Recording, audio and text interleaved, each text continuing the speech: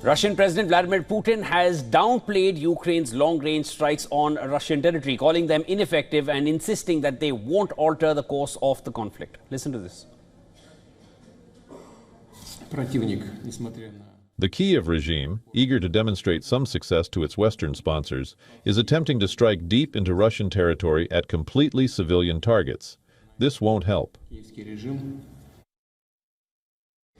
Putin also highlighted what he described as steady advances by Russian forces in Ukraine this year, asserting that the Kremlin remains firmly in control of the strategic direction of the war. At present, the strategic initiative remains entirely with the armed forces of the Russian Federation. This year, we have liberated almost 5,000 square kilometers of territory, 4,900 square kilometer, and 219 settlements.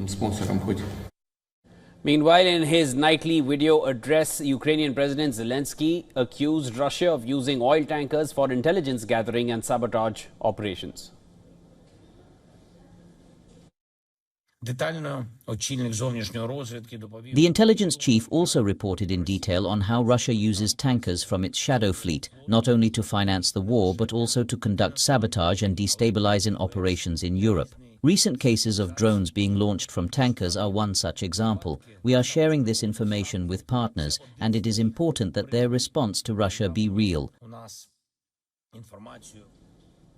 On the ground, Russia has escalated strikes on Ukraine's railway infrastructure, a key target as rail has become the country's primary transport network since civilian air travel was halted.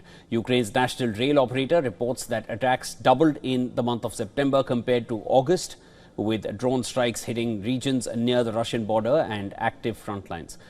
And that includes Donetsk, Sumy and Odessa. The surge comes as Ukraine begins receiving US-approved arms shipments under NATO's new aid mechanism and anticipates further military support from Europe. In response to growing energy threats, Ukraine has allocated an extra $36 million to fortify power infrastructure in vulnerable areas. The funding follows a massive Russian missile and drone assault on 3rd of October that struck power facilities in multiple oblasts, including Kharkiv and Chernihiv. With a winter approaching fast, Kiev is racing to shield its power systems from renewed Russian strikes. In Poland, a new legal and diplomatic twist has emerged. Prime Minister Donald Tusk says that it is not in the country's interest to extradite a Ukrainian man wanted by Germany over the 2022 Nord Stream pipeline sabotage. While the decision rests with the courts, Tusk reaffirmed Poland's long-standing opposition to this pipeline, which Warsaw sees as a symbol of Europe's reliance on Russian energy.